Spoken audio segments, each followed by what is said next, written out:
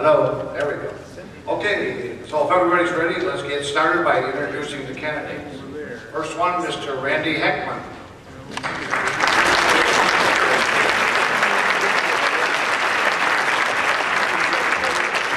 Mr. Gary Glenn.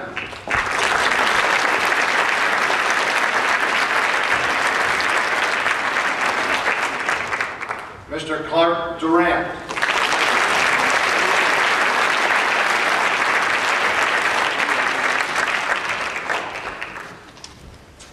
Mr. Peter Konecki.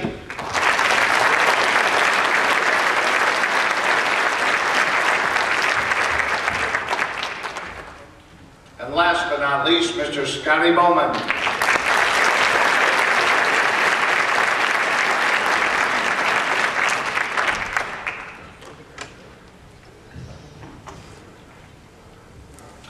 All right, let's start, gentlemen. Let's jump right into it. The first round of questions is going to be about the budget.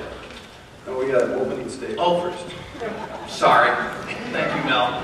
Shoot, Randy, you've been first. What we're going to do with the opening questions, we'll go from left of the stage to right, and then close with the statements. We'll start from the right to the left. Sorry about that. Go ahead, Randy. Not a problem. And good evening to everyone. Thank you for being here. It's really a privilege to be joining you here tonight. And thanks so much to Cindy and to Joe and to the Plainwell Patriots for all you've done. Just let's thank them again. I'm sure y'all got to hear it from all of us up here that this is one of the most important elections in our lifetime. Certainly for a number of decades, it's got to be the most important.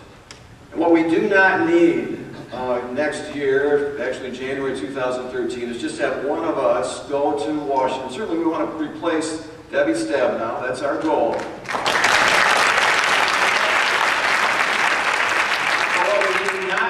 Simply to someone to go and take their place and start voting Republican. As important as that is, that's one of 100 doing that.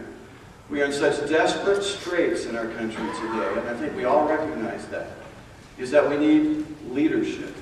We need somebody who has the ability to not just make the right vote. And you're going to find that most of us up here, Scotty's a little bit on the libertarian side, no offense. He's a good man.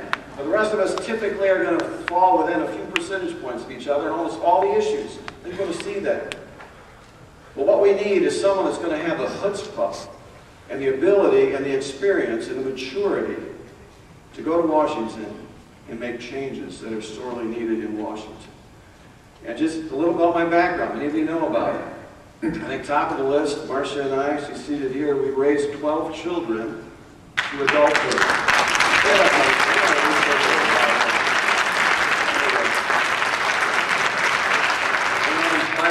God successfully, for which we're grateful. But beyond that, I was, of course, a Navy veteran, came back to Grand Rapids, was an assistant prosecuting attorney, and at the age of 27, I liked most of what I saw in the courts, but one court in Kent County, from Grand Rapids, I didn't enjoy. It was Kent County Juvenile Court. And in juvenile court, believe it or not, and I don't have time to go into all details, but actually were paying kids, felons who had broken the law. If they go to school. No punishment, but they'd actually get paid. And I said, no wonder. I mean, whatever government rewards, you get more of. And we had a lot of juvenile crime. And I tried to talk to the court and said, you really ought to change. They said, look, we're the experts. We know what we're doing. I said, well, then I'm going to run against one of the 3 judges that was up for election. And I did. I was a nobody from nowhere with no money. But I had a cause. I said, we got to do that. I just felt a calling, like I'm feeling for this job. And I got 55% of the vote against a well-known, well-liked incumbent. And then we had to make the changes, and we did make those changes. And the crime rate did come down. And during the 15 years that I was a judge, you actually saw a number of other programs that we developed while we were there. That's the way that God has wired me. Since then, I've run 3 other nonprofit organizations. Michigan Family Forum, I started from scratch. It continues to do good things in Lansing, impacting our legislature, and then 2 other programs that I've run. And then toward the start of this year, just feeling this sense of calling for our country. You know, Congress, they're getting single digits as far as their acceptability and favorability. It's like 9% plus and 91% minus. You've seen some of the data, you've seen some of the headlines recently. where they have the insider trading, where they do things that Martha Stewart went to prison for, and they simply get $100,000 richer in one day. And so I want to change that. And I want your help to do that.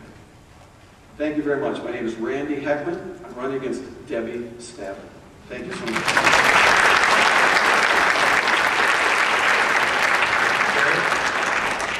Good evening, folks. I'm Gary Glenn. I appreciate your being here tonight. God bless you, and I hope you have an enlightening evening. Please join me. I've got a Proverbs wife. She spent the whole day with me making speeches around the state. Is this the way you would want to spend your birthday? Please join me in saying happy birthday to my wife, Annette. Come on.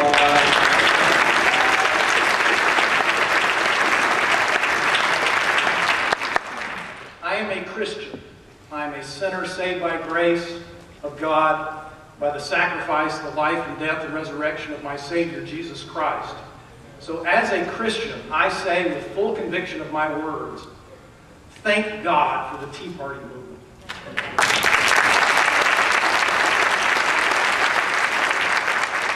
I believe God raised up all across this country to bring our country back from the brink of socialism and back to constitutional principles. And I'm here before you tonight, not as an outsider to ask for your support, but as a fellow patriot and believer and Tea Partier. I was a speaker in April of 2009 at the first Tea Party rally in Midland County with 600 people on the courthouse steps. Spoke at the Lapeer Tea Party rally in Midland in 2010 and various others around the state. And I had the privilege, I think it was your first meeting, back in April, in that cold rain here in Plainwell, and there were certainly no sunshine soldiers or part-time patriots with us that day. So I come and ask for your support as a Tea Partier. First question somebody running for the United States Senate ought to be able to answer is, why are you running? I was in Washington 2 or 3 weeks ago and had the very sober realization, guys, in case you haven't thought of this, if I win, I have to go there. And it's not Midland, Michigan, and it's not Plainwell.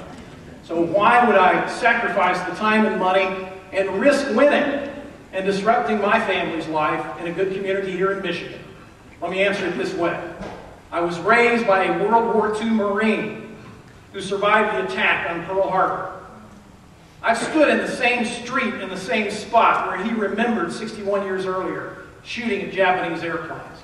I've stood with him on the USS Arizona Memorial December 7, 2002 and took his picture with the commander of all Marines in the Pacific, and my dad was wearing a purple lei which identified him as a survivor, which meant that general saluted Staff Sergeant James R. Glenn. And then we found the grave of his best friend. He'd gone out the night before to a movie, got their picture taken with a hula girl, and the next morning his best buddy from basic training was killed on the USS Oklahoma.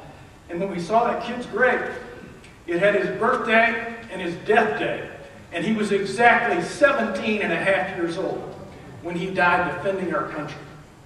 It was my father, not by his words, but by his deeds and the example of his life that taught me to love my country.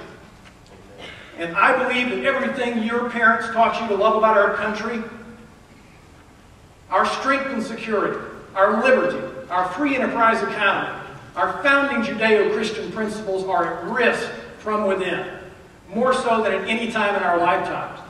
If Barack Obama and Debbie Stabenow are re-elected and get a chance to finish the job of implementing their agenda, they threaten to take away my children's birthright of freedom and turn our country into the United Socialist States of America. And we and our children may never get a free country back. So I feel a sense of duty. I swore an oath as a Boy Scout and later enlisting in the Army to do my best to do my duty to God and my country and to uphold the Constitution against all enemies, foreign and domestic. I submit my application tonight for membership in the Tea Party caucus of the United States Senate. Thank you very much.